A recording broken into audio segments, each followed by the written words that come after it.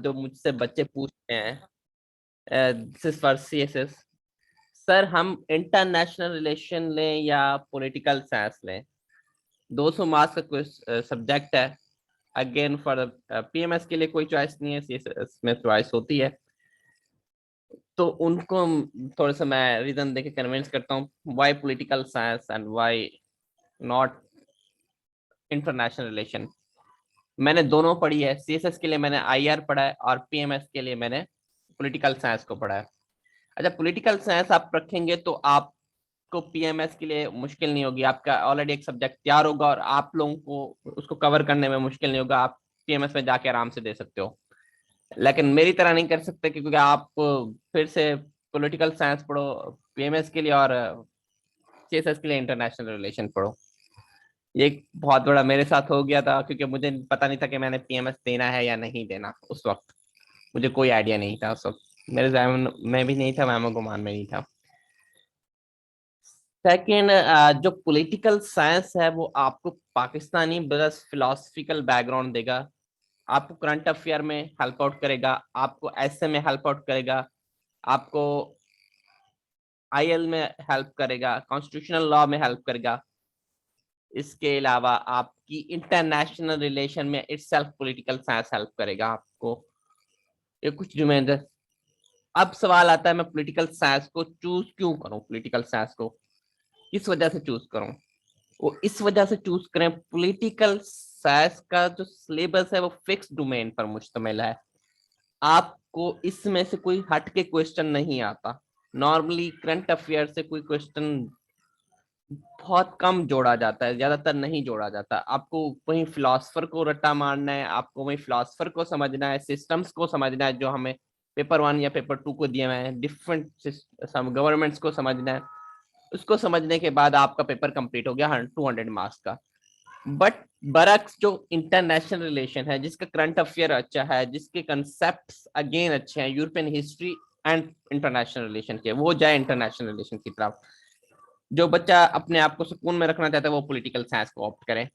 International relation में आपको थोड़ी सी तगोदाव करनी पड़ती है। जो आईआर के क्वेश्चन आते हैं वो आपको करंट अफेयर और करंट सिनेरियो से जोड़ के वो पूछता है। लेट्स से कि वो इस वक्त आईआर का एक क्वेश्चन उठाएगा, रशिया और यूक्रेन के सिनेरियो में एक क्वेश्चन उठाएगा और उससे कोई थ्योरी जोड़ देगा आईआर की, कहेगा इस थ्योरी के मुताबिक अब जो हो रहा है रशिया या यूक्रेन में तो उस पर रोशनी डाले। बट पॉलिटिकल साइंस में ऐसा कम होता है। एक ये कन्वेंस है। दूसरा, इसका सिलेबस मुझे आसान लगा है आईआर की निस्बत। आईआर में मतलब है, आईआर का सिलेबस भी आसान है, आईआर की टर्मिनोलॉजी भी आसान है, लेकिन मुझे पॉलिटिकल साइंस में ज्यादा इंटरेस्ट लगा है after studying IR and political science. अच्छा जी, अब हम अपने सिलेबस को थोड़ा सा गो थ्रू कर लेते हैं क्योंकि 200 मार्क्स का सिलेबस है। इट्स सेम फॉर, मैंने इस वक्त सीएसएस का सिलेबस खोला हुआ, पीएमएस का सिलेबस भी यही है।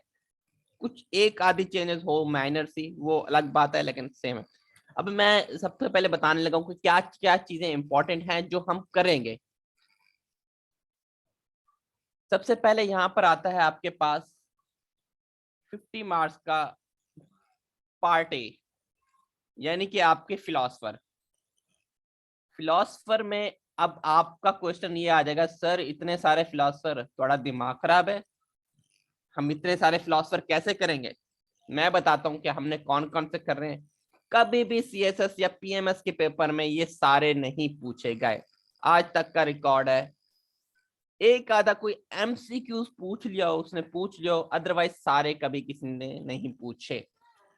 हम जो फिलोसफर को करेंगे, सबसे पहले main and important Plato, then Aristotle, then Machiavelli, then हम हॉब्स, लॉक, रेज्यू, देन उसके बाद हम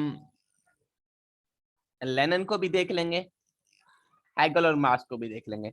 दैट्स इट। इसको भी हम स्टडी आउट कर लेंगे, ठीक है। बट मेन हमारा फोकस इन 3 पे है। उसके बाद हेगल, मार्क्स और ये 3 सारे जो सोशियोलॉजी वाले लोग, और फिर इन पे, ठीक है। बाकी हम इसमें से कुछ नहीं करेंगे, दैट इज यूजलेस। अगर किसी को पढ़ना हो एमसीक्यूज की खातिर पढ़ ले, it's none of your business, इसको मजीद आपने नहीं पढ़ना। आगे हम स्कीमिंग करते हैं अपने सिलेबस की। देन हमारे पास आ जाते हैं मुस्लिम पॉलिटिकल थॉट्स। मुस्लिम पॉलिटिकल थॉट में आप सबसे पहले अल फराबी को हम पढ़ेंगे, देन अल मुवारदी को, उसके बाद इमाम गजाली को, उसके बाद आपका कहाँ गया इब्नुल खल्दून, और last but not least Allama Iqbal. That's it. हम मुस्लिम फिलोसफर में इतना ही करेंगे, कोई ज्यादा नहीं करेंगे। ये इंपॉर्टेंट है, ये इंपॉर्टेंट है इधर, और ये इंपॉर्टेंट है। कभी कभार इनमें से भी चीजें पूछ लेता है वो, बट सिर्फ यही चीजें करेंगे और उसके बाद नहीं करेंगे। देन सर उसके शाह वलीउल्लाह भी नहीं? नहीं, हम नहीं करेंगे शाह वलीउल्लाह को, कभी नहीं। बहुत कम शाज़ो नाज़िर पूछा है शाह और इब्ने वलीउल्लाह का। राशिद को? नहीं, कुछ भी नहीं करेंगे हम। जो मैंने बता दिया बस, दैट्स इट, इतना ही करेंगे। इनको हाईलाइट कर दें। मैंने बताया तो है अभी। ये चीजें आप वैसे भी पाकिस्तान अफेयर में पढ़ लोगे, जरूरत नहीं है इसको यहाँ पर डिस्कस करने की। जरूरत यह है कि पाकिस्तान अफेयर में आप उस कॉन्टेक्स्ट में नहीं पढ़ोगे, ठीक है। आगे चलते हैं हम the state system. State system में जो nature and emergence of modern nation state system, Islamic concept of state system, it's not much that important. इसको हम आखिर में देखेंगे कि क्या है क्या नहीं है। हम पहले इंपॉर्टेंट चीजों की तरफ आते हैं। जो पॉलिटिकल साइंस से कंसेप्ट है हम उसको डिस्कस करते हैं पहले, जिसमें से कुछ ना कुछ वो पूछता है। मुस्लिम में से बच्चे फराबी, मवारदी, इमाम गजाली, रामा Iqbal and Ibn Khaldun, that's it. इतना करना है। और अगर आपको कोई चीज और तंग कर रही हो तो वो आप देख लीजिएगा, but for me that is sufficient. सबसे पहले सॉवरेनिटी, जस्टिस, जो हर साल कोई ना कोई इसकी डेफिनेशन पूछ लेता है, किसी ना किसी कॉन्टेक्स्ट में वो जोड़ देता है। Liberty, rights and duties, human rights, then political authority and power. ये सारे कंसेप्ट। अच्छा, एक ये चीज, ये वाला इंपॉर्टेंट कंसेप्ट है, इसको उसने जो मेरे पेपर में पूछा था, what is difference between equality and equity, ये अभी तक मुझे याद है। इस कंसेप्ट को भी हम देख लेंगे, इक्वालिटी एंड इक्विटी का क्या डिफरेंस है। आगे चलते हैं। अभी तक चीजें सिलेबस क्लियर हो रहा है, आपको समझ आ रहा है कि क्या क्या चीजें हमें करनी है, क्या क्या चीजें नहीं करनी। एक आपसे हमेशा मेरी रिक्वेस्ट होगी कि जब भी आप किसी चीज को पढ़ें, अपने पास से उसका प्रिंट आउट सिलेबस आपके पास हमेशा होना चाहिए। आपकी बुक पे आपके पास कहीं ना कहीं होना चाहिए। मेरे पास जो सिलेबस होता था वो मैं हमेशा हार्ड फॉर्मेट में एक पूरे सारा सिलेबस रखता था, और उसमें सारी चीजें हाईलाइटेड होती थी मेरे पास। जो मैं टॉपिक्स पढ़ता था, इधर कि मैं ये टॉपिक पढ़ूं या ना पढ़ूं, ये मुझसे रेलिवेंट है या नहीं है। तो ये चीजें आपको पता होनी चाहिए पहले से। मैंने आपको पहले भी जिस बताया था कि आपके पास प्रिंटेड सिलेबस, हार्ड फॉर्मेट में सिलेबस आपकी बुक के साथ या कहीं पे लगा होना चाहिए। आपको पता होना चाहिए कि कौन सी चीज आपको करनी है, कौन सी चीज नहीं करनी। अच्छा, देन इंपॉर्टेंट सेक्शन जो हमारे पास आता है लेजिस्लेटिव वाला, लेजिस्लेटिव, एग्जीक्यूटिव, जुडिशरी, उसके बाद political elites, civil and military bureaucracy, important है। एक क्वेश्चन कोई ना कोई इसमें से आता है। आगे चलते हैं।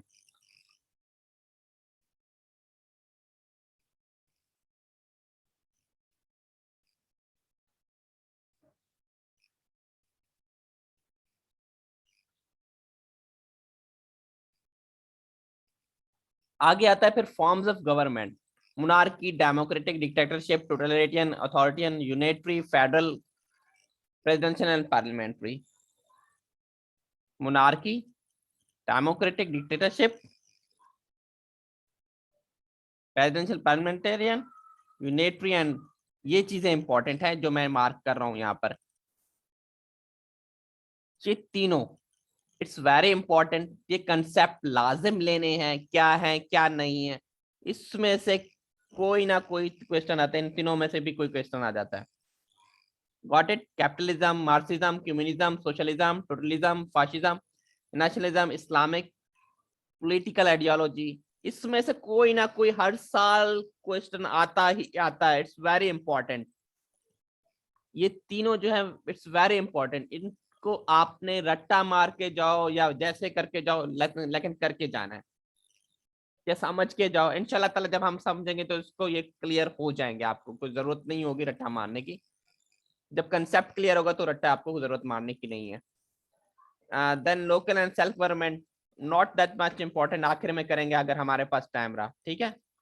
मुझे इतनी ज्यादा अब, हाँ इस वक्त वो करंट सिनेरियो में कोई सवाल दे इस वक्त, जो मुझे पर्सनल फीलिंग आ रही है, अदरवाइज नो नीड, इतना सफिशिएंट है।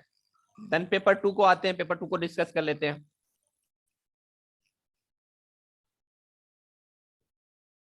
पेपर 2 में हमारे पास आता है फिर comparative and analytical study of political system. अच्छा, पेपर 2 को हल्का नहीं लेना, सबसे पहले मैं ये बात बता दूं। पेपर 1 में काफी सारे बच्चे मार्क्स अच्छा ले जाते हैं। इट्स माय पर्सनल ऑब्जर्वेशन, मैंने अपने दोस्तों की डीएमसी देखी हुई है, सब कुछ देखा हुआ है। पेपर 2 में लोग हल्का ले लेते हैं कि मैंने समझ लिया, सब कुछ आ गया है, तो I am now political science champion, इधर उधर करके कर देंगे। नहीं, ऐसा नहीं है। पेपर 2 थोड़ा सा डिफरेंस है। पेपर 2 थोड़ा सा प्रैक्टिकल अप्रोच पे आता है कि मतलब इस वक्त दुनिया में चल क्या रहा है, तो उसको डिस्क्राइब करना है। पेपर 2 में आप जब एनालिटिकल एंड कंपैरेटिव स्टडी करोगे पॉलिटिकल सिस्टम की, उसमें सबसे पहले हम यूएसए, यूके, ये दो बहुत इंपॉर्टेंट है आपके। देन हम थर्ड पे फ्रांस देखेंगे, और टाइम बचा तो जर्मनी को हम देख लेंगे। ये दो इंपॉर्टेंट है, इनको तो हम हर सूरत हाल में करेंगे। यूएसए एंड यूके, क्योंकि यूएसए और यूके का हर चीज से कंपैरिजन किया जाता है। either it is Pakistan, either it is India, either it is Turkey, इनका सब किसी ना किसी के साथ कंपेयर करके वो पूछ लेता है, या किसी भी चीज से पूछ लेता है। वो आपको डिटेल में पता होनी चाहिए चीजें। देन हमारे पास रीजनल आता है। रीजनल ऑर्गेनाइजेशन में कोई एक ऑर्गेनाइजेशन वो देकर सवाल पूछ सकता है। इसको हम आखिर में करेंगे कि हमारे पास कौन सी ऑर्गेनाइजेशन है, क्या है उसके रोल्स, क्या है इस वक्त इम्पोर्टेंस क्या है। The most and important thing, हम उस ऑर्गेनाइजेशन को देखेंगे जो इस वक्त हॉट सिनेरियो में चल रही होगी। इस रीजनल वाली चीजों में हम उस ऑर्गेनाइजेशन को डिस्कस करेंगे जो इस वक्त करंट सिनेरियो में चल रही होगी। बाकी ऑर्गेनाइजेशन के मैं आपको कंसेप्ट लाजिम दूंगा, पढ़ाऊंगा लाजिम कि इसका क्या क्या रोल है। बट जब हमारे पास लास्ट में जो चीजें होंगी हम उसमें कवर कर रहे होंगे। पहले हम कोर पॉलिटिकल साइंस को देखेंगे, कोर जो कंसेप्ट है वो देखेंगे, उसकी इम्प्लीमेंटेशन, मतलब जैसे पॉलिटिकल जो जो चीजें इंपॉर्टेंट है पहले मैं वो कराऊंगा, लास्ट में फिर हम बाकी चीजों को करेंगे। Getting my point? ताकि आपका जो पेपर 1 में से है 70 मार्क्स का आराम से पेपर तैयार हो, दूसरे में भी 70 मार्क्स का पेपर आराम से ज्यादा हो। आपकी अगर किस्मत खराब नहीं हुई तो 100 मार्क्स का पेपर आराम से दोनों में से तैयार हो चुका होगा। 20-20 मार्क्स के दोनों से एमसीक्यूज हैं। 40 मार्क्स का आपको यहाँ से, अगर इंशाल्लाह ताला हम इसको डिटेल में एमसीक्यूज करते रहेंगे साथ साथ, वो हमारा क्लियर हो जाएगा। बाकी आपके पास बचे 160 मार्क्स। 160 में से हमारी कोशिश ये होगी, हमारा बचे लेट्स, तो उसमें से 120 मार्क्स या 110 मार्क्स ले आए। इस तरह की अप्रोच रखेंगे हम इंशाल्लाह ताला। बाकी अल्लाह ताला की ज़ात देने वाली है, जो आप लोग जितना मेहनत करोगे और मैं जितना पढ़ाऊंगा उसका जो भी अजर और सिला मिलेगा। देन हम पार्ट बी पे आते हैं, comparative and analytical study of political system. अब इसमें सबसे ज्यादा टर्की, इंडिया एंड चाइना, ये तीन इंपॉर्टेंट है। ये अपने पास मार्क कर लो, अगर सिलेबस रखा हुआ है, अगर नहीं रखा हुआ तो खुदा का वास्ता प्रिंट करवा लेना। ये तीन इंपॉर्टेंट है जिसको हम डिस्कस करेंगे यार यहाँ पर। इंशाल्लाह आईआर भी पढ़ाएंगे, डोंट वरी बच कासिम। सर मलेशिया नहीं होगा? देखिए करंट सिनेरियो और जो चीजें मुझे इंपॉर्टेंट लगती हैं इसको हम आखिर में देखेंगे, ठीक है। असल में सर अभी मलेशिया का हुआ था ना, इसी वजह से। आखिर क्या हुआ था मलेशिया का? आप क्या जोड़ना चाह रही हैं? नहीं पास्ट सर, पेपर असल में पास्ट पेपर एनालिसिस किया आपने?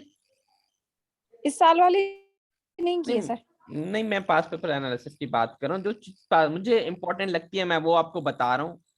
आप पढ़ना चाहते हो नो इश्यू, आप उससे पहले पढ़ना चाहते हो नो इश्यू, लेकिन मैं जो चीजें करवाऊंगा पहले पहले वो ये चीजें होंगी, और जो इंपॉर्टेंट मुझे लगती है मैं वो चीजों को पहले लेके चलूंगा। देन हमारे पास आ जाता है पॉलिटिकल मूवमेंट्स इन इंडिया, जो हमारे कॉलोनियल पीरियड या बरसगीर के वक्त की दौर थी। उसमें जो हमारे पास सबसे ज्यादा इंपॉर्टेंट है Quaid-e-Azam Allama Iqbal and sir Syed Ahmad Khan, that's it. उसके रेफरेंस से हम डिस्कस कर लेंगे। ये आप चीज पाकिस्तान अफेयर में भी पढ़ लो, ओवरलैप है यहाँ पर।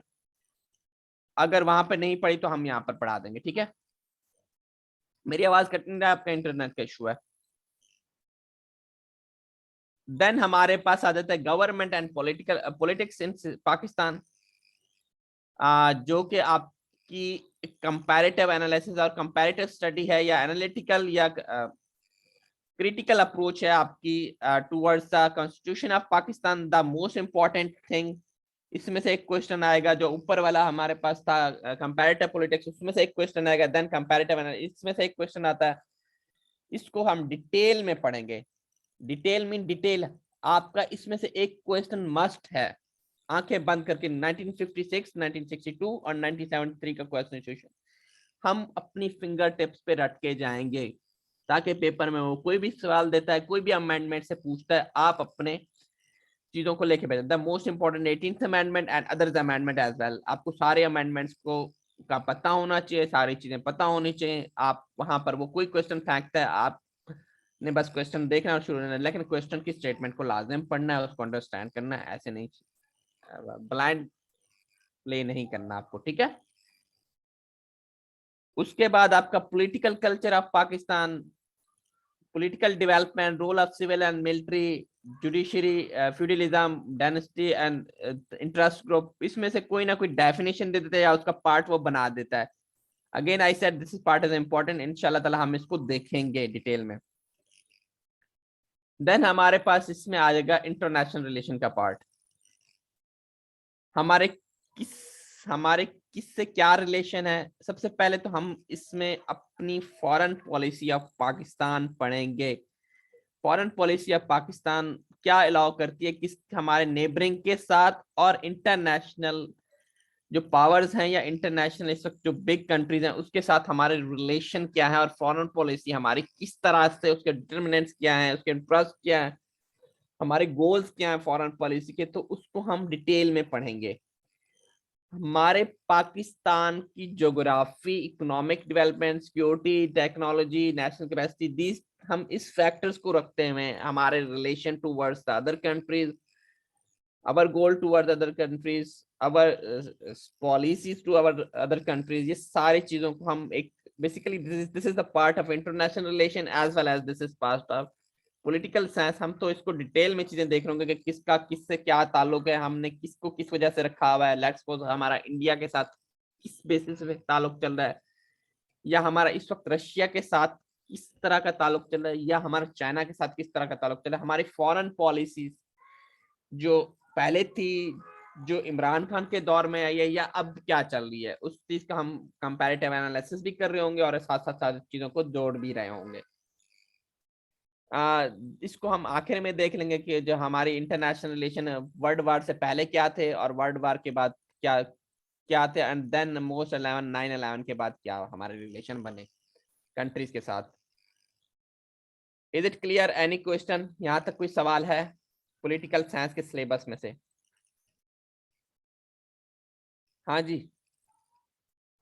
देन हमारे ये सारी चीजें वही हैं, policy making, structure, foreign policy, इंशाल्लाह हम इसको देख लेंगे in detail. Is it clear? यहाँ तक क्लियर है? आवाज आ रही है? किसी को मसला तो नहीं है?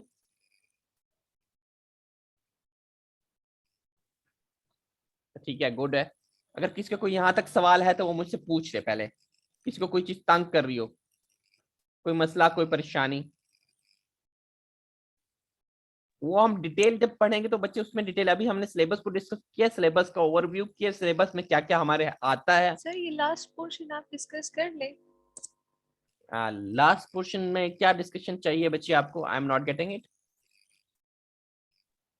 सर ये इंटरनेशनल वाला पोर्शन। अच्छा, इंटरनेशनल मैंने वाला portion, basically I have told you that it is related to your foreign policies. हमारी फॉरेन पॉलिसीज को मेकिंग में और हमारे फॉरेन पॉलिसीज के क्या डिटरमिनेंट्स है और फॉरेन पॉलिसी हमारी किस लिहाज से बनेगी। बेसिकली पाकिस्तान को लेते हुए हमने सारी चीजों को, हमारा मुल्क, और एक मिनट मैं अपना pen, let's say this is your country and this is your global village and now your global village, सबसे पहले इसकी ज्योग्राफिकल लोकेशन क्या है, हम इसको, इसकी इंपॉर्टेंस को पढ़ेंगे कि क्या है, little bit geographical value, economical value and yours own value, कि आपकी खुद की क्या वैल्यू, आपके लोग आपकी तरफ क्यों आना चाहते हैं और आप लोगों की तरफ क्यों जाना चाहते हो। It's all about that. ठीक है, लोग आपकी तरफ क्यों मुतवज्जे हों, आपके मुल्क में ऐसा क्या रखा हुआ है और आप लोगों के पास क्यों जा रहे हो। This is all about it. Got it? Yes sir. चलें हम आगे चलते हैं। यहाँ तक सारा सिलेबस क्लियर हो गया? किसी को कोई सवाल, कोई मसला, कोई परेशानी तो पूछ ले यहाँ तक। हाँ जी,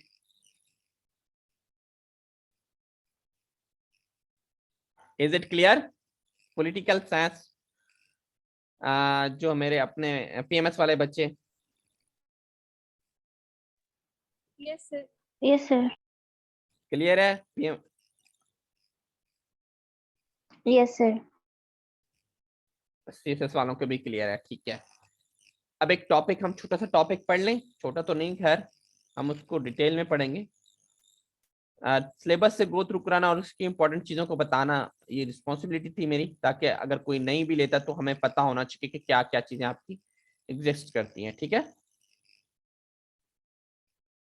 एक टॉपिक कर लें इफ यू गाइस अलाउ, या यहीं तक? यस सर कर ले।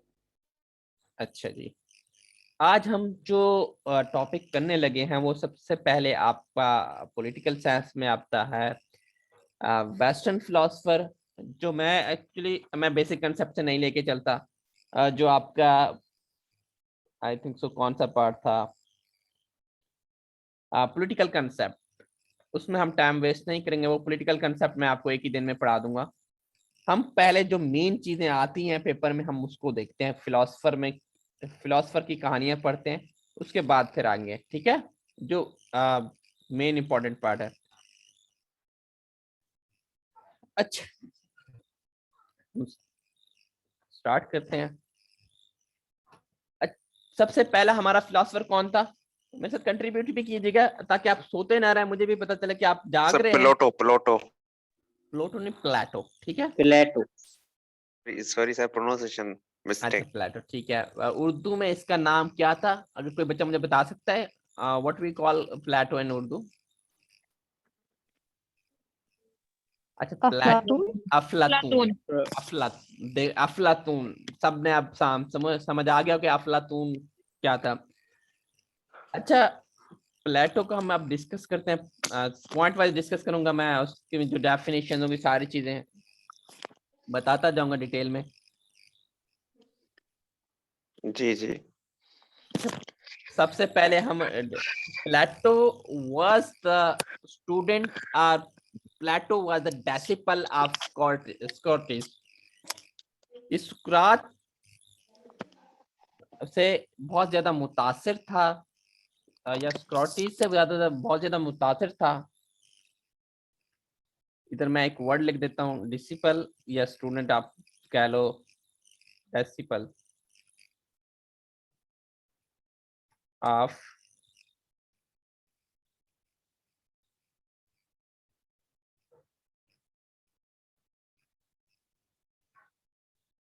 ठीक है। अब सोक्रेटिस कौन थे? बेसिकली जो सोक्रेटिस था, ये इसका गुरु था, ये इसका टीचर था, जो इसको जिसको वो अपना टीचर मानता था, जिससे इसने फिलॉसफी स्टार्ट की, सब चीजें स्टार्ट की। ठीक है, अच्छा मैं पहले स्टोरी सुनाऊंगा और फिर पढ़ाऊंगा तो प्लेटो की जो मेन कहानी है, फिर सुनाऊंगा कि प्लेटो की थ्योरीज क्या थी। अभी मैं बैकग्राउंड बताने लगा हूँ कि क्या चीज प्लेटो को बना के लाई है यहाँ तक। ठीक है, तो तहम्मुल से थोड़ी सी चीजें सुननी होगी। Excuse me sir. जी, सर थोड़ा सर इसकी सर ओवरव्यू दे दे सर, ताकि सर मैं जो ओवरव्यू सर ही टॉपिक देने चल लगी। रहा है ना। ये जी जी ओवरव्यू सर। नहीं है, देखें अभी मैं आपको डिटेल में ही पढ़ाने लगा हूँ ये टॉपिक। सबसे पहले मैंने जी, जी, वरना सर बोर हो जाते हैं सर मैं लाइनों को वहीं देख के। पढ़ाने मैं वहीं पढ़ाने लगा हूँ बच्चे, मुझे पता है, आप टेंशन नहीं लें। अब जो सुकरात था या स्क्रोटिस था, वो इसका गुरु था। अब वो कौन था, सबसे पहले हम उसको समझने की जरूरत है। सुकरात या स्क्रोटिस के बारे में ये कहा जाता है, ये वो बंदा था जिसने he is the father of western philosophy. अपने पास एमसीक्यू भी लिखे, Scott is the father of western philosophy. इसने वेस्टर्न फिलोसफी की बुनियाद रखी, या इसने वेस्टर्न फिलोसफी का कंसेप्ट दिया। अब उसके दौर में होता ये था कि जो आपकी तलीमात थी, जिसके खिलाफ सुकरात था या स्कॉटिस था, तलीमात ये थी कि सिर्फ अमीर के बच्चों को दी जाती थी, गरीब के बच्चों को नहीं दी जाती थी। ये रूल सेट था कि भाई जो अमीर का बच्चा है वो तलीमात लेगा। तलीमात किस किस्म की लेगा, वो इस टाइप की तलीमात लेगा कि वो उनको आप वेल्थ के बारे में, फाइनेंस के बारे में, और आप उनको रूल हुक्मरानी कैसे करनी है ये पढ़ाया जाएगा। इस टाइप की एजुकेशन दी जाएगी, नथिंग। जबकि स्कॉटिश या स्कॉट ये कहता था कि ये तो कंसेप्ट ही गलत है, ये जो तालीम दी जा रही है, एक तो सबसे पहले तालीम सबके लिए होनी चाहिए। दूसरा कंसेप्ट ये है कि जो तालीम दी जा रही है, दौलत तो कोई पैमाना नहीं हुआ। वो उस दौर में ये माना जाता था, उस वक्त जो उस्ताद थे वो ये मानते थे, जिसको आप दौलत हासिल करने की तालीम दे दोगे वो कामयाब है, यानी कि जिसके पास ज्यादा पैसा है वो कामयाब शख्स है। अब सुकरात या स्कॉटिस बागी था, उस वो ये कहता था नहीं ऐसा कुछ नहीं है, it's not the standard to measure anyone, we should give them a logical education।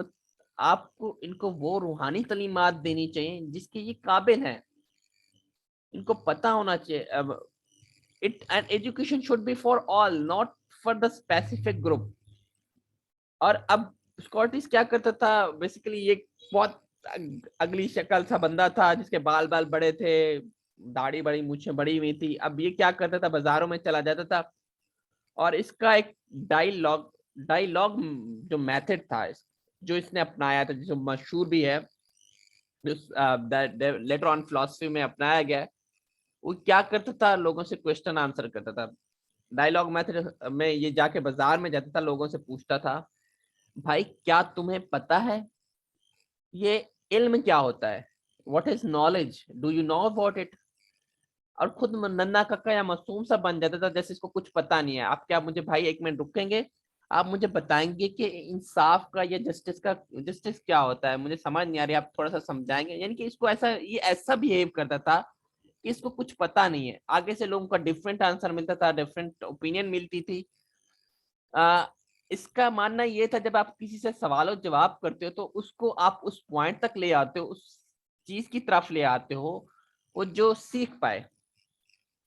भी मैं सिर्फ स्क्रॉटिस की कहानी सुना रहा हूँ, उसके बाद प्लेटो की तरफ आऊंगा, क्योंकि मेरा ये मानना है कि जब आपको चीजें बेसिक से पता होंगी, फिर आप उसको चीजों को लिंक अप करने में आसानी रहेगी। ठीक है, इस तरह के डिफरेंट क्वेश्चन। अब ये बात जो उस वक्त के शहजादे थे, जो उस वक्त के उमरा थे, उन तक चली गई कि ये एक पागल शख्स है, लोगों को बहका रहा है, लोगों को तालीमात की तरफ ला रहा है बाय दिस मेथड। तो उनको ये बात नागवार गुजरी। उस वक्त के जो खुदा थे, और अच्छा एक कंसेप्ट यहाँ एक और भी है, जो लोग वहां पे थे ना, वो अपने आप को खुदा कहते थे, और वो लोगों को कहते थे हमें पूजा जाए। ये जो उस वक्त के खुदा थे, वो उनको ये बातें नागवार गुजरी कि ये education should not be for all, ये क्या कर रहा है पागल का बच्चा जो स्क्रॉटिस है, इसने तो बेड़ा गर्क किया हुआ है। और अब ये होता है कि इसको वो कहते हैं कि इसको पकड़ के लाओ और इसको बंद करो और इसकी सजा हम मुकर्रर करेंगे। इसको पकड़ के लाया जाता है, इसको भरे बाजार के सामने इसको 2 चॉइसेस दी जाती हैं। उस वक्त होता ये था कि बेसिकली, और उस वक्त जो हुक्मरान थे मैं ये भी बता दूंगा कि भरे बाजार में क्या 2 सजाएं सुनाई जाती हैं। एक तो या तो तुम सजाएं उस वक्त ये 2 होती थी, या तो इंसान को जहर का प्याला पिला दिया जाता था, या तो उसको उस मुल्क से दरबदर किया जाता था, या जिला वतन कर दिया जाता था। जिला वतन का मतलब पता है ना?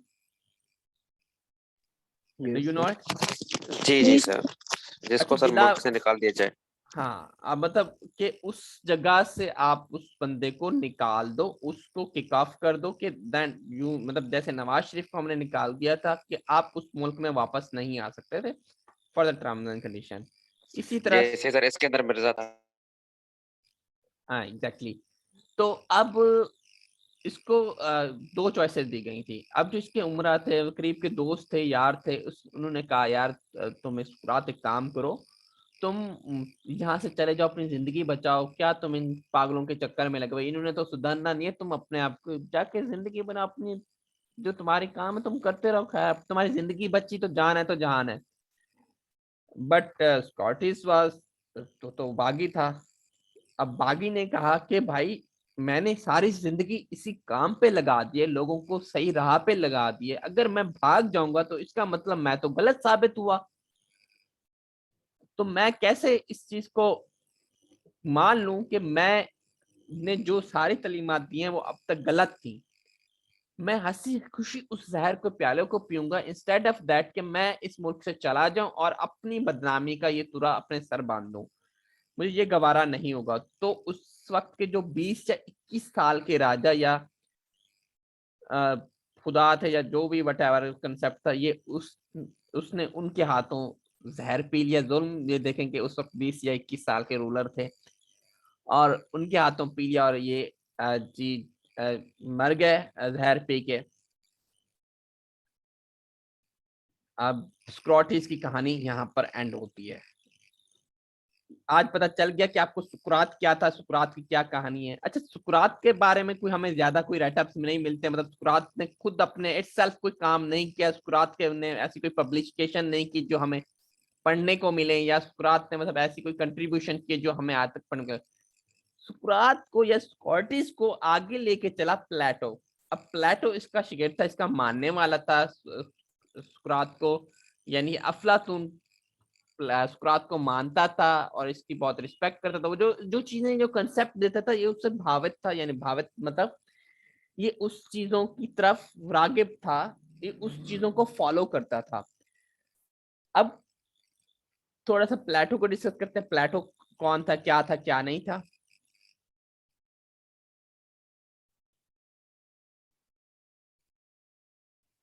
सर ये अच्छा, प्लेटो था सर, सॉरी, मतलब सर ये आपने लिखा है ना डेसिपल ऑफ सोक्राट्स, ये टीचर था तो प्लेट नहीं, डेसिपल नहीं, मतलब शागिर्द था, उससे प्लेटो। भावित था। हाँ, प्लेटो शागिर्द था, जो अच्छा स्क्रॉटिस थे उनके गुरु थे। अब मैंने एक एमसीक्यूज आपको पहले बता दिया था कि जो फादर ऑफ वेस्टर्न फिलोसफी है वो स्क्रॉटिस हैं।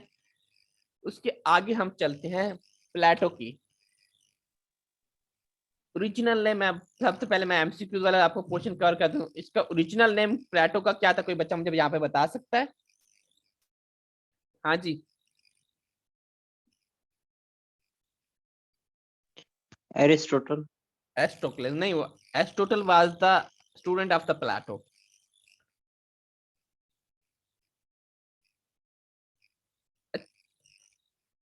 अच्छा, प्लेटो का जो मतलब होता है ना, प्लेटो का मतलब होता है चौड़े कंधों वाला, चौड़ी बॉडी वाला, लंबी तनी बॉडी वाला। इसको इस वजह से प्लेटो कहा जाता था, इस वजह से इसको प्लेटो की तरफ एरिस्टोटल्स इसका नाम है। अक्सर एमसीक्यूज में शायद पूछ ले। देन एक और एमसीक्यूज है, Plato was also the father of the political philosophy. ठीक है, वो वेस्टर्न फिलॉसफी का फादर था, it is father of political philosophy.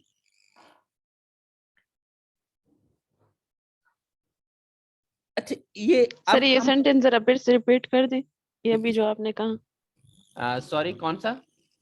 ये वेस्टर्न फिलोसफी वाला सर जो अच्छा बच्चे, आपने। मैंने ये कहा कि Socrates was the father of western philosophy. मैं यहाँ पर लिख देता हूँ। सर गुरु के बजाय उस्ताद लिख सकते हैं सर, क्योंकि सर गुरु तो हिंदी वर्ड है। बच्चे जो भी लिख लूं आप। सर कंफ्यूज हो जाते हैं सर। अब ये he was the father of political philosophy, ठीक है।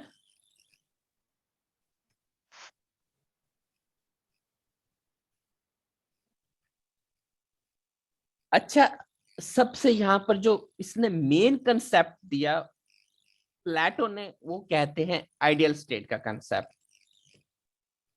अब इसको हम पढ़ते हैं कि आइडियल स्टेट है क्या। यहाँ तक तो प्लेटो की कहानी बताए ना। मैं वही बताता हूँ, टेंशन नहीं लेनी आपने, सारी चीजें बताऊंगा, ईच एंड एवरीथिंग बताऊंगा, डोंट वरी। जब मैं आपको सर कहानी आइडियलिस्ट को कहते हैं सर, कह सकते हैं जैसे सर आजकल इमरान खान बातें कर रहा है। अब किसी को जोड़ो नहीं, रिपब्लिकन का वो सिर्फ आप प्लेटो। कहानियां सुनो, सिर्फ जी कहानियां जी सुनो, सर, जी जी इंशाल्लाह मजा आ गया। पे ले लें, पहले पढ़ा दें। सर आजकल भी सर इमरान खान नजरियात की बातें करता है ना। बच्चे ये बाद में बातें करेंगे, क्या नहीं अभी लेक्चर के प्लेटो कंप्लीट कर का लेने दें। इमरान खान का बेवकूफ इंसान। सॉरी। अच्छा, प्लेटो को हम दो चीजों से जोड़ सकते हैं, ठीक है। प्लेटो को हम दो चीजों से किस तरह से जोड़ते हैं, मैं यहाँ पर ड्रॉ कर दूं आप लोगों से। पहला तो हम आइडियल स्टेट का कंसेप्ट हमने बता दिया कि आइडियल स्टेट में अभी बताता हूँ थी क्या। पहले मैं उसको डिफाइन करूंगा। प्लेटो एक तो आइडियलिस्ट था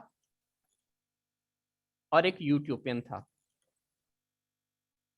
मैं बताता हूँ आइडियलिस्ट क्यों था और यूटोपियन क्यों था, ऐसे ही आपने अपने पास ड्रॉ करके रखना है।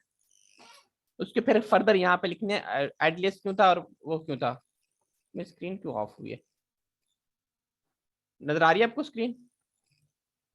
इस No. तरह बारी। अच्छा, अब इसके नजदीक आइडियलिस्ट और दूसरा क्या? आइडियलिस्ट और यूटोपियन। अब इसके नजदीक आइडियल स्टेट का क्या मतलब है? आइडियल स्टेट का बच्चे मैं बता देता हूँ, यूटोपियन।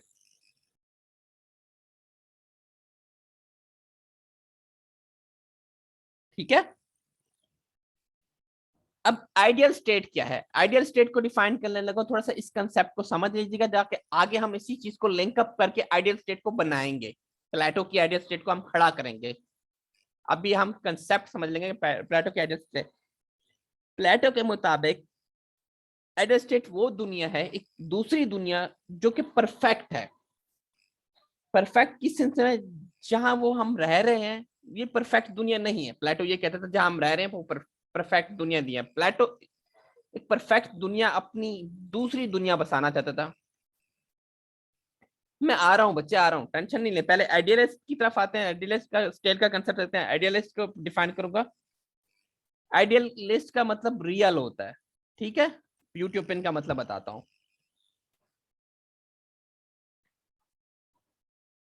ये जो कहता था कि जो जब हम यहाँ रह रहे हैं कि वो वर्ल्ड ऑफ इल्यूजन है, यहाँ पर कुछ परफेक्ट नहीं है, जो प्लेटो कहता था।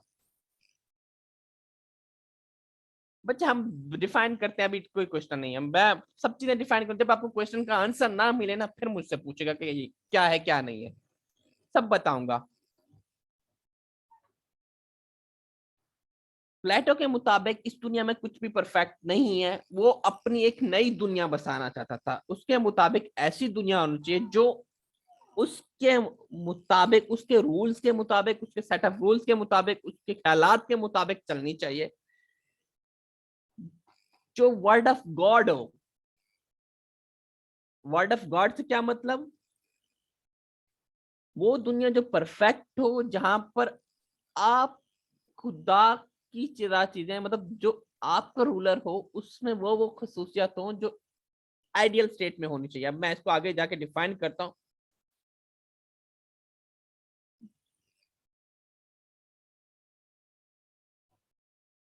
इसी देन आगे हम चलते हैं। आइडियल स्टेट का कंसेप्ट पता चल गया कि आइडियल स्टेट है क्या आपको?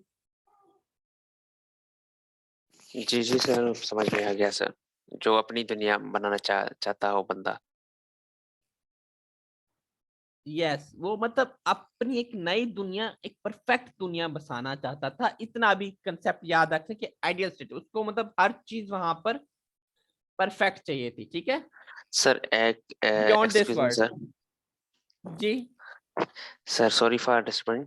सर एक एग्जांपल दे दें सर, मतलब सर अभी किस पढ़ेंगे, बेस अभी की दुनिया। पढ़ेंगे, अभी पढ़ेंगे, सॉरी, ठीक है। और यूटोपियन, जो यूटोपियन का वर्ड मैंने यहाँ पर यूज किया है प्लेटो के लिए, उसका मतलब मिसाली, एक ऐसी दुनिया, एक ऐसी वर्ड जो मिसाल कायम कर दे और उसी से ही सारे अखाज हों, ठीक है। Got my point? An ideal word which could set the example. अभी हम प्लेटो की चीजों को पढ़ने लगे हैं। अभी प्लेटो का इंट्रो चल रहा है, प्लेटो का इंट्रोडक्शन चल रहा है, प्लेटो ने क्या क्या क्या क्या कंसेप्ट दिए, उसके बाद हम प्लेटो की आइडियल स्टेट को एस्टैब्लिश करेंगे, ठीक है। प्लेटो की सबसे बड़ी बिगेस्ट कंट्रीब्यूशन की तरफ आ जाते हैं कि उसने कंट्रीब्यूशन क्या दी है इस वक्त।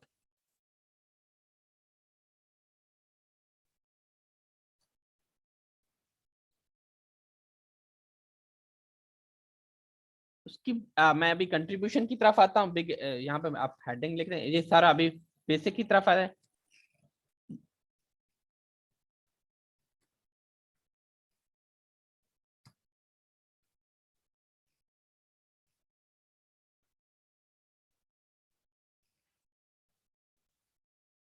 बिगेस्ट कंट्रीब्यूशन उसकी थी थ्योरी ऑफ, मैं इसको डिफाइन करूंगा कि है क्या थ्योरी ऑफ, फिलोसफर किंग।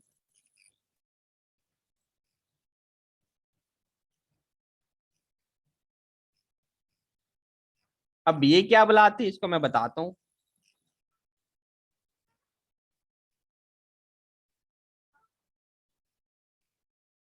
प्लेटो के मुताबिक जो उसकी, हम ख्याल या अलूयन की दुनिया थी, उसके मुताबिक वहां रूलर को हम किसी एक सेट ऑफ रूल्स के मुताबिक, किसी एक पैमाने के मुताबिक चुनेंगे। मतलब कोई ऐसा नहीं है कि मुंह उठा के आया और हुक्मरान बन गया, ऐसा नहीं चलेगा, ठीक है।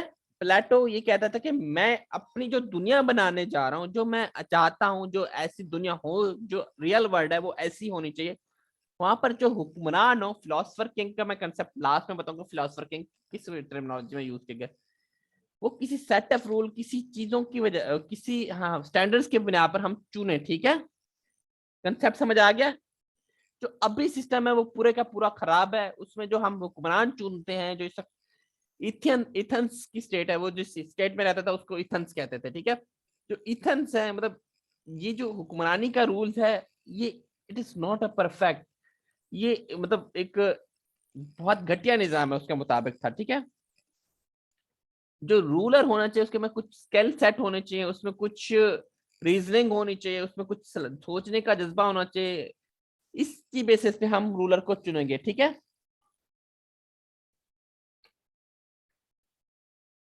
अच्छा, प्लेटो इस चीज को डिफाइन करता है। अब मैं आगे इस चीज को लिखने लगा हूं एज इट मार्क, ये प्लेटो की स्टेटमेंट है। until philosopher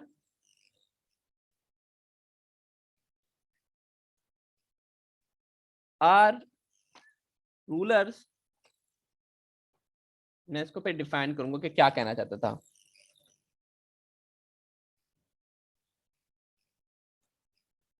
are rule to learn philosophy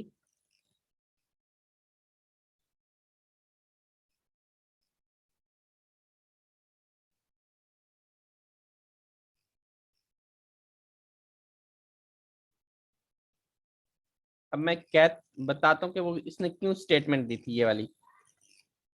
इसको आपने ऐसे ही कोट करना है जब आपको पूछा जाए। देयर इज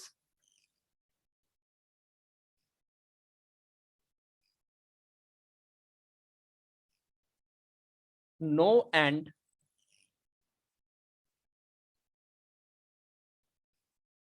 to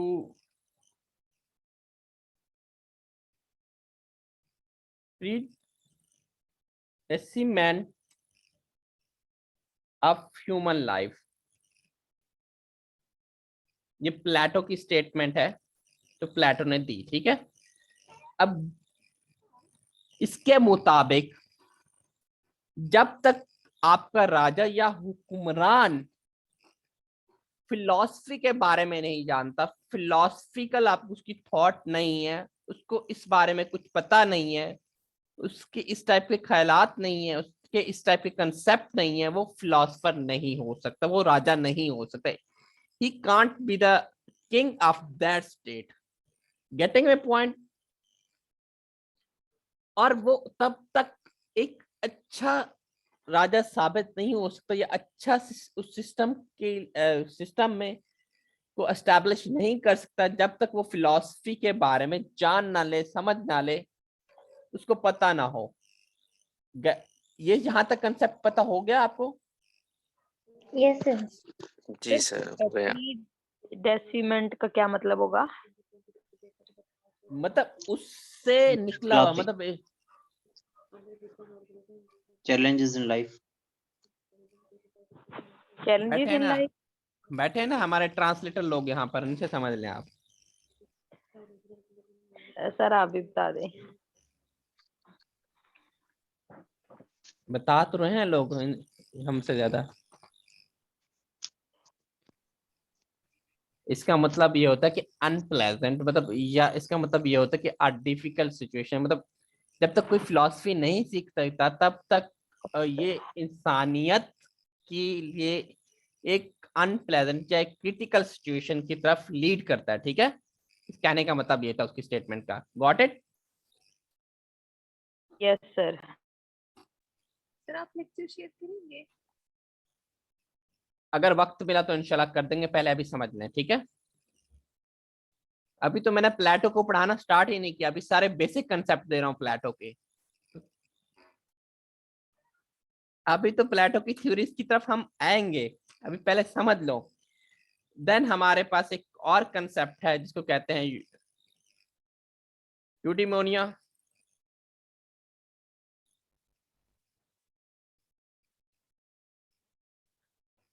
अब ये क्या बुलाती यूडिमोनिया का कंसेप्ट? इसका मतलब ये होता है कि प्लेटो ने अपनी जिंदगी कैसे गुजारी, ठीक है। प्लेटो ने अपनी सारी जिंदगी लोगों को एक अच्छी रियासत बनाने में, देने में गुजारी, जिसको वो यूडिमोनिया कहता है, ठीक है। वो दुनिया जो प्लेटो जो चाहते थे, वो उस दुनिया जो भी हो, उसमें जो भी लोग रह रहे हो, उनको वो इस मकसद से रहें या इस वजह से रहें, उनको सेटिस्फैक्शन हो के, मतलब जो वो रह रहे हैं कि वो एक सेटिस्फैक्शन के साथ, वो इंजॉयमेंट के साथ, वो फुल अपनी डिजायर की फुलफिलमेंट के साथ वो इस चीज को इंजॉय करके रहें कि वो जिस दुनिया में रह रहे हैं कि वो बड़े खुश हैं, मतलब वो इससे एक क्या कहते हैं वर्ड, मेरे मुंह में नहीं आ रहा, उनकी जो वो एक मतलब फुल प्लेयर के साथ रह रहे हैं कि मतलब उनकी जो इस दुनिया में रहने का मकसद है वो पूरा हो गया है, ठीक है। Okay sir. मैं आपको नोट्स प्रोवाइड कर दूंगा, डोंट वरी। इस चीज का जो मतलब लिखना है, जो आपने डालना है वो मतलब पेपर्स में, वो मैं, हाँ गार्डन लाइफ सही है, ठीक है। Garden life in sense of, मतलब उनको उस चीज की जो वो कर रहे हैं वो सेटिस्फेक्शन होनी चाहिए, मतलब इन टर्म्स ऑफ दैट उनका जो हुक्मरान है वो भी सही होना चाहिए, उनकी जो मतलब लोग हैं वहां के सही होने चाहिए। Got it? वहां मेंटल पे पीस। आर्मी सही होनी चाहिए, उसका मतलब वही आइडियल स्टेट की तरफ है ना, मतलब नथिंग इज आइडियल नाउ, लेकिन फिलोसफर लोग जो ठहरे वो एटलीस्ट कहते हैं, इसकी बुक्स के नाम लिख लें, अभी सिर्फ इंट्रो चल रहा है, हमने बुक्स, फिर हम इसको आगे लेके चलेंगे, ठीक है। पहली थी the Republic, the one of and more famous ये एमसीक्यूज के लिए लाजिम लिखेंगे। अब रिपब्लिक में ये इसने 40 साल की उम्र में लिखी रिपब्लिक। इसकी बहुत ज्यादा फेमस बुक है जिसमें इसने फिलोसफर किंग का भी कंसेप्ट दिया और इसी में ही आइडियल स्टेट का कंसेप्ट है, ठीक है। उसके बाद द साइपोजियम,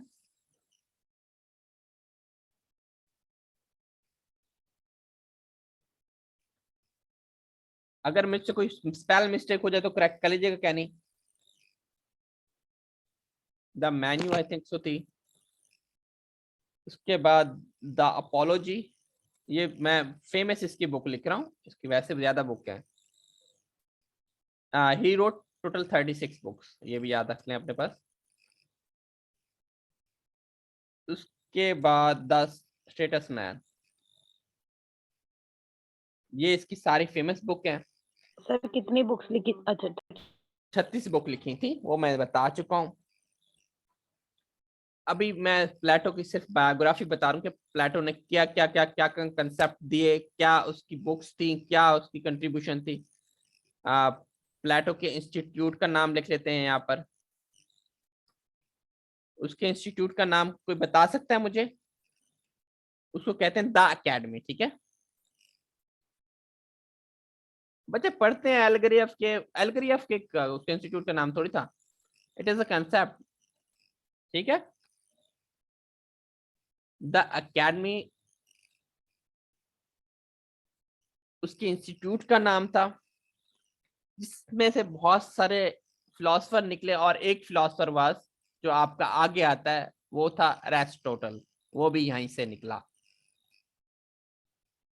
और एरिस्टोटल के जो स्कूल या का नाम था, एरिस्टोटल ने तकरीबन यहाँ पे 20 साल पढ़ा, लेकिन वो भी बागी निकला। प्लेटो के खिलाफ उसने काफी सारी काम किया।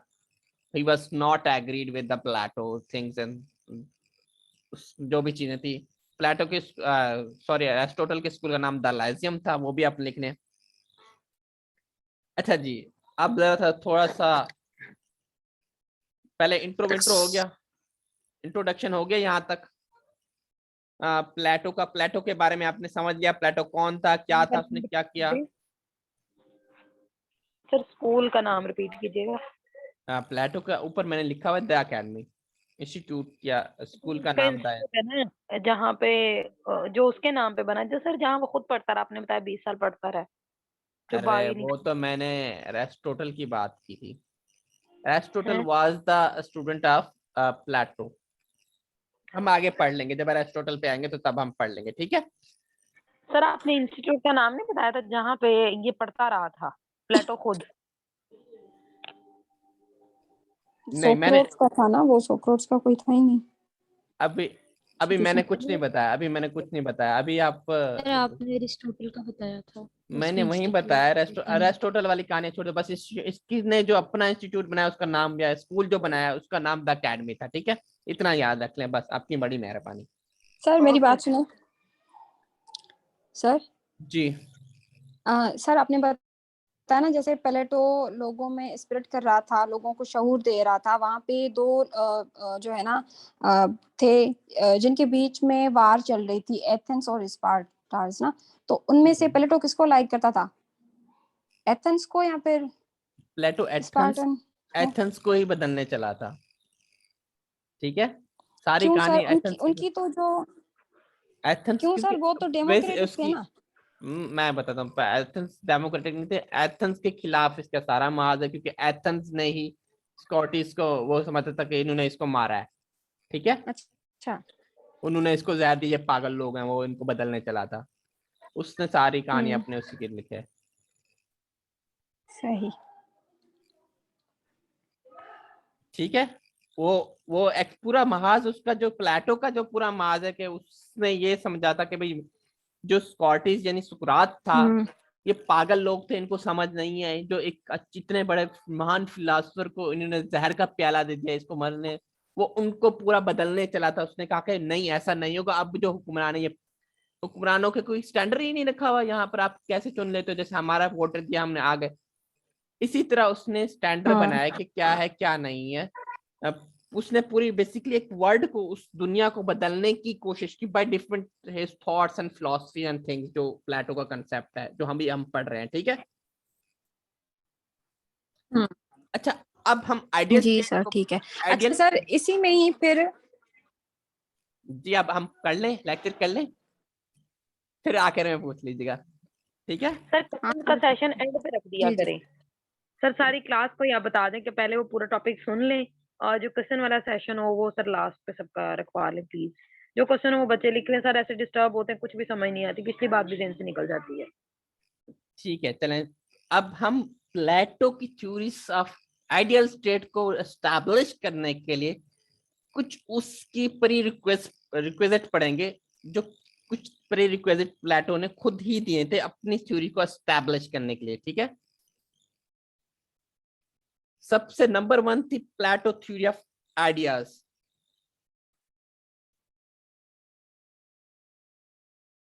अच्छा, काफी सारे टीचर आपको ये चीजें नहीं बताएंगे कि क्या क्या चीजें थी, क्या क्या कैसे बनी। वो डायरेक्टली आपको हिट करके लेके आएंगे कि हाँ बस आइडियल स्टेट ऐसे बनी, थ्योरी ऑफ जस्टिस ऐसी थी, एजुकेशन ऐसी थी, और आइडियल स्टेट का कंसेप्ट ये है। बट मेरा ये मानना है कि जब आपको पता ही नहीं होगा तो कैसे कंसेप्ट चलेगा। अच्छा, theory of ideas is consist of again 2 concept. पहली आती है theory of soul, then again दूसरी थ्योरी आती है थ्योरी ऑफ केव्स। ठीक है।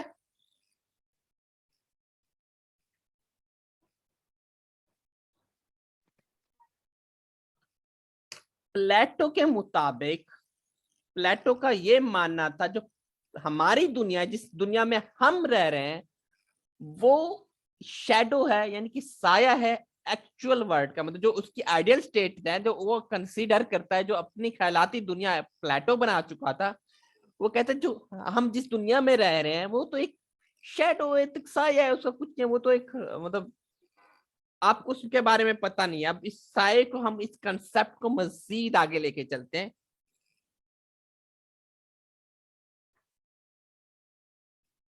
Then what his theory of ideas says,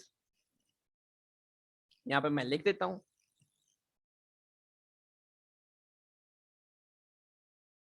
ये आपने ऐसे कोट अप करना है जहां पे reality is the shadow of the ideas. Concept में बता चुका हूं, और इस स्टेटमेंट को हम एक्सप्लेन करने के लिए उसने 2 चीजें इंट्रोड्यूस करवाई थी। वो कौन कौन सी चीजें हैं मैं बता देता हूं आपको। नंबर 1 ये थी, क्या था, थ्योरी ऑफ सोल। अब वो पढ़ते हैं कि क्या था। नंबर 2 उसने इंट्रोड्यूस करवाई एल्गरी ऑफ केव्स।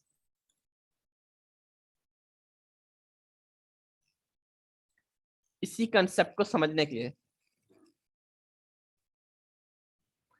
सपना मैं आप आखिर में रिव्यू आप करवा दूंगा, डोंट वरी। अभी आप जो अभी जहां पे आए ना, this is the very important concept, can consider it.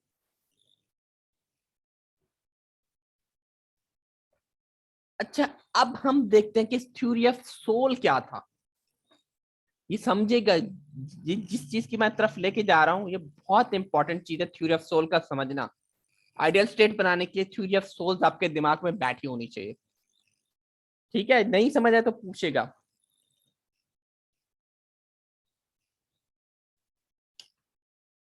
मैं जरा हेडिंग डालूं थ्योरी ऑफ सोल की। ये कोई भी आपको नहीं बताएगा कि आइडियल स्टेट के लिए जो डिटर्मिनेंट्स हैं, जो फैक्टर्स आपने लिए कहां से लिए हैं, वो सारे फैक्टर्स थ्योरी ऑफ सोल से लेते हैं। प्लेटो ये कहता था कि हर जो रूह है, हर जो सोल है, एवरी सोल हैज 3 एलिमेंट्स। प्लेटो के मुताबिक जो आपकी रूह है, जो आप एक इंसान है, उसके अंदर 3 तरह के एलिमेंट्स, 3 तरह के जो 3 चीजों से वो मिलके बना है। ठीक है। कोई डिफाइन कर सकता है अगर किसी ने पॉलिटिकल साइंस पढ़ी हुई हो? Number 1 is reason. Number 2 is courage. And number 3 is appetite. आप इस करेज को सेपरेट भी कह सकते हो, एप्टाइट को हंगर भी कह सकते हो, भूख भी कह सकते हो, व्हाटएवर। ठीक है, डिफरेंट चीजों बुक में हो सकता है डिफरेंट नाम से इसको पुकारा गया हो, बट मैं इसको इसी टाइप से पढ़ाता हूँ। No, what is the reason? कोई बच्चा मुझे यहाँ पर डिफाइन कर सकता है what is the reason? What does mean reason? Anyone? जी नहीं सर, ये इतनी डिटेल हम सर पहली बार पढ़ रहे हैं। Purpose of living. पढ़ा है सर। Now reason mean power of question. इसका मतलब कि आपके पास अक्लो फैम क्या है, किसी चीज को सोचने का, किसी चीज को समझने का अंदाज क्या है, what is logics behind it, कोई चीज क्यों बनी है, उसके अगेंस्ट आप क्या पावर क्वेश्चन रखते हो, आपका दिमाग क्या कहता है, आपका अकल क्या कहता है। ठीक है। No, what is courage? Anyone can define? Any contributor? Tendency to search the purpose of life or to know the answer of questions.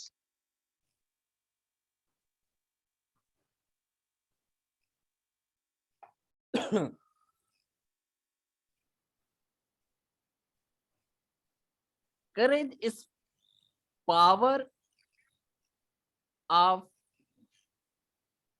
anything to achieve physically or logically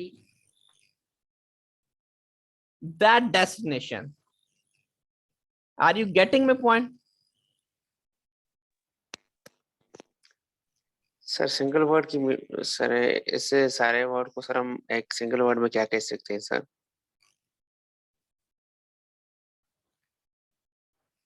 इसको आप ये कह सकते हो कि जुर्रत। आपको किसी चीज को हासिल करने के लिए जुर्रत मीन कि आप इसको लॉजिकली बहादुरी कितनी है आपके अंदर, वो फैक्टर कितना पाया जाता है कि आप उस चीज को हासिल करने के काबिल हो, आप में वो एलिमेंट पाया जाता है, स्ट्रॉन्गनेस पाई जाती है, आप इतने खुददार हो, उतने मेंटली स्ट्रांग हो, इतना आप में जुर्रत है कि आप उस चीज के काबिल हो। लाइक इफ आई कोट या इमरान खान, मुझे मुझसे कोट नहीं करना चाहिए, यहाँ पर मैं एग्जांपल दे रहा हूँ कि उसमें इतना जुर्रत है कि वो दूसरों को ललकार रहा है। ठीक है सर, मतलब विल पावर उसमें कितनी है? Will power, exactly. आगे चलते हैं। Then what is appetite? Appetite कोई बता देगा मुझे? Passion to achieve something. No. ठीक है, it can be but in a sense no भी। एप्टाइट मीन कि किसी चीज को पाने की भूख, किसी चीज को हासिल करने की भूख। एप्टाइट मीन भूख होता है ना, लेट्स सपोज कमाने की, इज्जत की, या किसी शोहरत की भूख आपके अंदर कितनी है, आप कितना उस चीज को के लिए भूखे हो। Let's suppose I should say that appetite for the CSS. Sir, मतलब जुनून कितना है आप में? zeal for something. You may say that I am, देखिए मैं इस चीज को डिफाइन करता रहूंगा। आप जब इस चीज को आप डेफिनेटली पढ़ोगे, आप एक बुक में रेफर करोगे तो आपको ये चीजें क्लियर हो जाएंगी इंशाल्लाह ताला।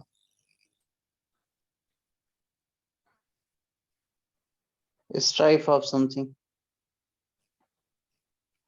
अच्छा, अब हम एक थोड़ी सी, बस कर दो, बस बस बस बहुत हो गया, अब आगे चलते हैं।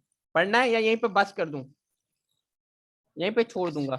जी सर, बस अभी यहीं तक ठीक है सर। हम इसको सर नहीं सर पढ़ना है, अभी तो सर स्टार्ट हुआ है। अब नहीं सर पढ़ना है, अभी तो समझ आना देखिए, शुरू हुई अब है सर। सोल डायग्राम देख लें, सोल डायग्राम कैसे बनती है। सोल डायग्राम उसने इस टाइप की डिफाइन की। ये एक लेट्स से एक आदमी है, ये आपको कोई भी नहीं बताएगा, सोल डायग्राम बना बना के समझाएगा नहीं। आपने इसी तरह के अपने नोट्स बनाने हैं, आपको पता होना चाहिए। ये सर हम आपकी एक एक बात नोट कर रहे हैं। This is soul diagram. अब मैं इसको डिफरेंट कलर से बनाऊंगा।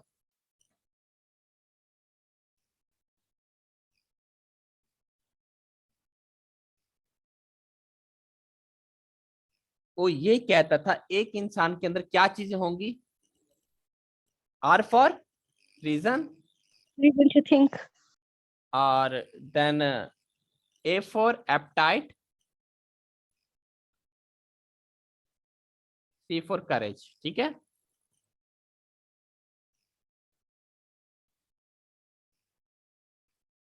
यहाँ पे करेज, दैट्स तो यहाँ पे इसके पास करेज है, यहाँ पर इस करेज है, और यहाँ पर भी इसका करेज होगा एक। उसके बाद हम सारे एलिमेंट बना देते हैं।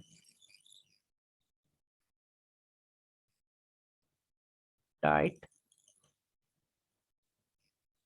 एप्टाइट, ये मैं ऐसे रैंडम बना रहा हूँ ताकि आपको समझ नहीं, आ जाए आपने कि ऊपर क्या लिखा है? कहाँ पर बच्चे। ये सोल ऑफ क्या लिखा हुआ है डायग्राम पे? Soul diagram. ओके।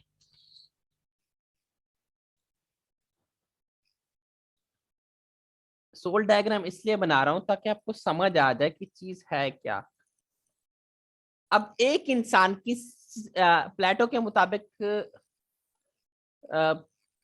इन सब चीजों से मिलकर बना है। उसमें रीजन भी है, करेज भी है, और एप्टाइट भी है।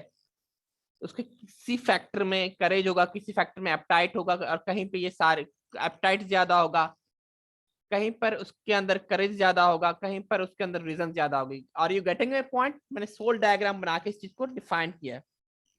Yes sir. अब आगे चले। यस सर, पढ़ा दो सर, आज आपकी को मर्जी कंप्लीट सर। करवा दें प्लेटो को। तो नहीं, प्लेटो आज को कंप्लीट करवा दें। प्लेटो कंप्लीट ही नहीं हो सकता आपका एक क्लास में। मैंने जिस तरह पढ़ाया कि कोई नहीं कंप्लीट करा सकता प्लेटो आपके क्लास में। अच्छा मैम सादिया है यहाँ पर, एक मुझे आपकी एक्चुअली ऐसे की क्लास थी, मैं वो थोड़ा सा देख लूँ, मुझे 1 मिनट दीजिएगा। सॉरी, अब सर वेट ना कर रहे हो।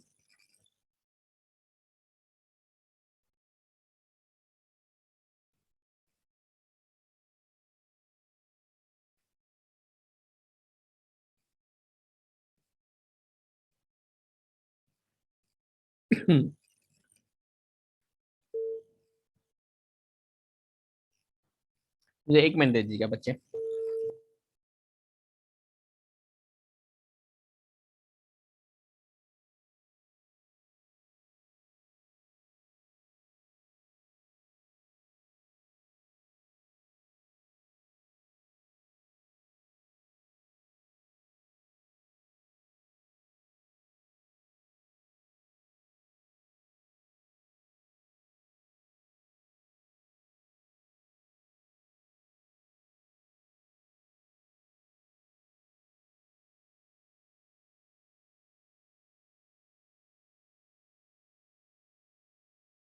अच्छा जी, अब इसके मुताबिक कि हर सोल के अंदर, हर सोल 3 कैटेगरी में बटी हुई है। ठीक है, उससे हर इस 3 फैक्टर पे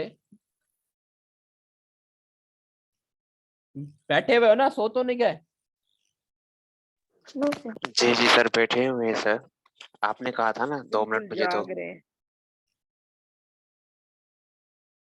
इस तो जो ये 3 जो नुमाया एलिमेंट्स हैं, उसने इस बेसिस पे सोल को डिफरेंट अगेन 3 कैटेगरी में तोड़ा, 3 कैटेगरीज में डिस्ट्रीब्यूट किया। ठीक है, अब वो देख लेते हैं कि कौन कौन सी 3 कैटेगरीज थी।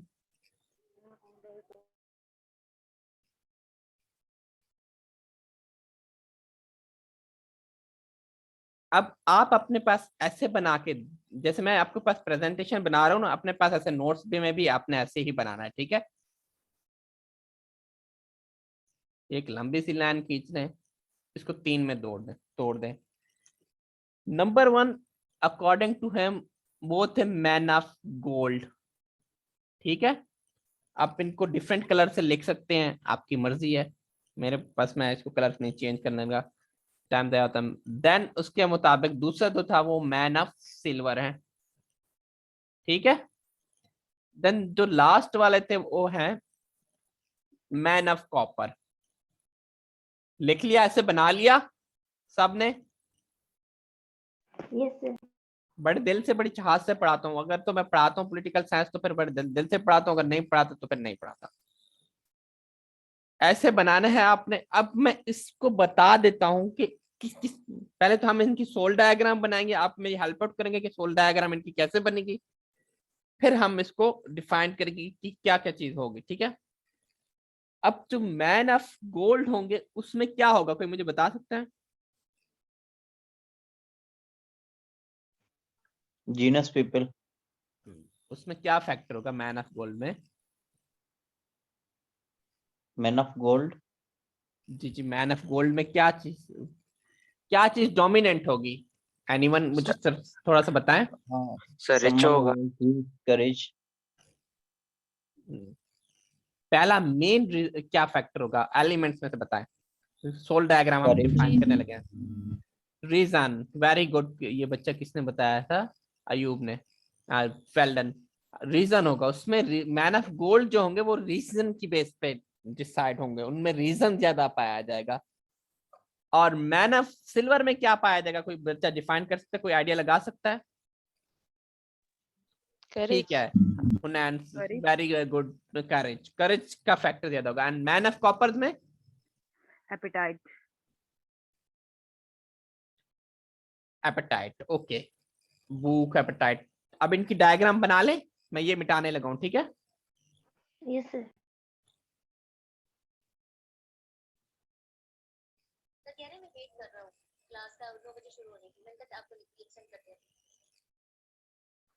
आप उनको कहें कि उसी लिंक से ज्वाइन कर लें जो अभी तक करंटली चले, जिस क्लास में बच्चे एग्जिस्ट करते हैं, ठीक है। अब मैं उनको यहाँ पे होस्ट कर देता हूँ, सिर्फ मैं ये कंसेप्ट क्लियर करवा दूं।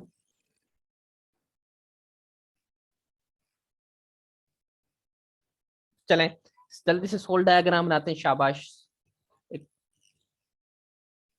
एक तो मुझे डायग्राम बनाने में ज्यादा मैं कोई अच्छा नहीं हूँ, आप लोग हो सकता है मुझसे अच्छी बना लो और मुझे बाद में शर्मिंदा कर रहे हो कि सर ये आपकी देखें या हमारी देखें। चलें जी, एक हमने बना लिया, ये इमरान साहब हैं। चलें ठीक है, इमरान आप खुश हो गए ना, आज मैंने तुम्हारे साथ डिस्क्रिमिनेशन नहीं रखी। सर मुझसे बात कर रहे हो सर? जी। अब इसमें सबसे ज्यादा एलिमेंट क्या होगा? रीजन का, ठीक है। ये सारा रीजन पड़ा हुआ कहीं, एक मैं कलर चेंज कर देता हूँ, कहीं करेज पड़ा होगा, थोड़ा सा करेज और एप्टाइट, ठीक है। कुछ ऐसा बन जाएगी।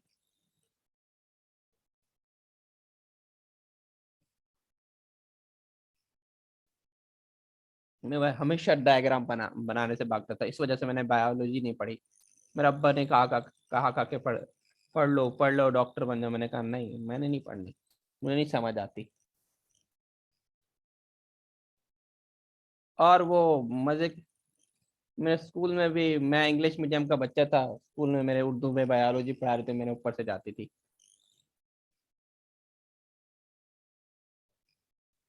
मैंने कहा मैंने करनी नहीं है। मेरा दोस्त था, पता था एक्सक्यूज मी यार सर। मुश्किल नहीं है, आसान है। जी जी जी बोलें। सर जो सर आजकल सर जो बच्चे सर सब्जेक्ट पे ध्यान देते हैं ना सर, वो सक्सेसफुल वही होंगे सर इन फ्यूचर। स्कूल के सर जितने भी सब्जेक्ट हैं।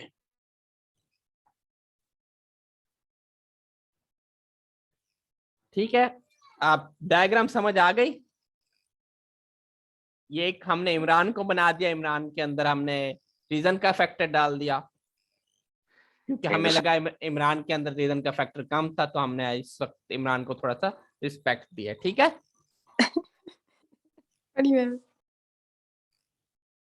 इमरान आज मैंने देखो डिस्क्रिमिनेशन नहीं की तुम्हारे साथ, अब गिला नहीं होना चाहिए। नहीं नहीं सर, ऐसी बात नहीं है सर। कल कुछ वजूहत की वजह से सर थोड़ी दुख हुआ था सर, इसीलिए सर। देखिए आज मैंने तो मैंने आपकी ही क्लास डायग्राम लीव बनाई है करके और सो गया था। आपकी ही डायग्राम बनाई है और आपकी ही मैंने उसमें रीजन डाली है, उसमें सारा फैक्टर आपका डाला है। अब आपको खुश होना चाहिए। Thank you so much sir. Anyways चले, मैन ऑफ गोल्ड बना लिए। It was the man of gold diagram. ठीक है, समझ आ गई मैन ऑफ गोल्ड में बन क्या रहा है। अब मैन ऑफ सिल्वर और मैन ऑफ कॉपर आप बना लोगे। मैन ऑफ सिल्वर में क्या चीज होगी, मैन ऑफ कॉपर में क्या चीज होगी, आप खुद ड्रॉ कर लोगे। Yes sir. Are you sure guys? मैं तो नहीं बनवाऊं ना। ओके सर सर, इसमें आपने एपिटाइट बी ऐड कर दिया है। नहीं नहीं, वो हो सकता है मैंने नहीं नहीं ए ही लिखा, बी नहीं लिखा मैंने। सर जब आप ये क्लास खत्म करो ना सर, मुझे सर थोड़ा मौका देना, मैं इसकी सर पिक्स लेना चाहूंगा सर। नहीं, मौका नहीं मिलेंगे, अभी सारा आने वाले हैं। सर सिर्फ 2 मिनट सर। सर इसमें डायग्राम भी अपनी मर्जी से रखने हैं, देखें ऑप्शन है कि आप फायदा देखें, मैन ऑफ गोल्ड बनाया ना, मैन ऑफ गोल्ड में मैं क्या चीज रीजंस होगी। मैन ऑफ गोल्ड में मैंने एक चीज कंसेप्ट प्रोमिनेंट, बताने लेकिन सर वो एपिटाइट और हम वो करेज भी कहीं ना कहीं डालेंगे। जी जी, वो डेफिनेटली एक शख्स में होगी तो सही, करेज एंड एप्टीट्यूड, बट जो डोमिनेंट फैक्टर होगा वो उसमें रीजन का वो फैक्टर होगा। रीजन होगी। ओके सर, थैंक इसी यू। तरह मैन ऑफ आप जब सिल्वर बनाओगे, मैन ऑफ सिल्वर जो में डोमिनेंट फैक्टर होगा वो करेज करेज का होगी होगा। रीजन और और साथ बाकी में सब एप्टाइट, रीजन तो साथ में चलेगी और एप्टाइट भी साथ में चलेगी। कहीं कहीं कहीं मतलब जैसे मैंने अभी एक दो बना दी ना, तो वैसे ही होगा। इसी तरह मैन ऑफ कॉपर जब आप बनाओगे तो सारे उसमें एप्टाइट ज्यादा होगी, बाकी सारे फैक्टर कम होंगे। Getting my point? सर। जी सर। Got it sir. आगे चलें तो सर आगे सर आ गया है ना सर, सिर्फ 2 मिनट दें सर, इसकी स्क्रीनशॉट ले लें सर, जितने भी आपने समझाए मैं सर। आ 3 गया हूँ। पेजेस बनेंगे। सॉरी सर, मुझे पता नहीं चला, बच्चे बड़े मस्त होके बैठे हुए हैं यहाँ पर। चले चले चले, आप कंटिन्यू करें। मैं नहीं नहीं सर, आप कर लें, नो इशू। मैंने यहाँ पर अच्छा, यहाँ पर हमने यहाँ पर इसको वाइंड अप करते हैं। जो हमारे 3 फैक्टर जो हमने पॉलिटिकल साइंस में जो हमारे था 3 एलिमेंट थ्योरी ऑफ सोल के, हमने वो पढ़े हैं अभी तक। अभी तक हमारा प्लेटो स्टार्ट नहीं हुआ, मैं ये बता दूं। अब कोई बच्चा आके मुझसे ये नहीं लड़ पड़े कि सर प्लेटो आपने पढ़ा। एक चीज बताई, मैंने प्लेटो की अभी आइडियल स्टेट को स्टार्ट ही नहीं किया। मैंने अभी आइडियल स्टेट को बनाने के लिए एक थ्योरी एस्टैब्लिश की है, जिसमें मैंने थ्योरी ऑफ सोल बताया है। इसको आगे जाके हम लिंक करेंगे। मजा आया? सर ये नीचे जी सर हेडिंग्स आप जो है ना नीचे कर दें, जो आपने पढ़ाया है मैं ना अभी ऊपर पहले वाला। बोर्ड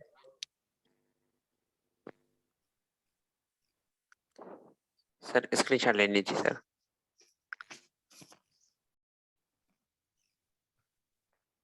उसके बाद हम इसी कंसेप्ट को आगे लेके चलेंगे। एक मतलब सोल के क्या फंक्शन है प्लेटो के मुताबिक। फिर हम एल्गरी ऑफ केव्स के कंसेप्ट पढ़ेंगे। ठीक है, आगे फिर सर हम मेन कुछ और टॉपिक भी की थी तरफ सर। आते हैं। सर कुछ और भी थी सर, वो स्क्रीनशॉट लेनी थी। ठीक है, अब सर आ गए तो सर की बारी है। सॉरी, मैं उनका टाइम काफी ले चुका हूँ, 9:30 हो चुके हैं। ठीक है सर, मैं यहीं पे अपनी क्लास को वाइंड अप कर रहा हूँ। आप काइंडली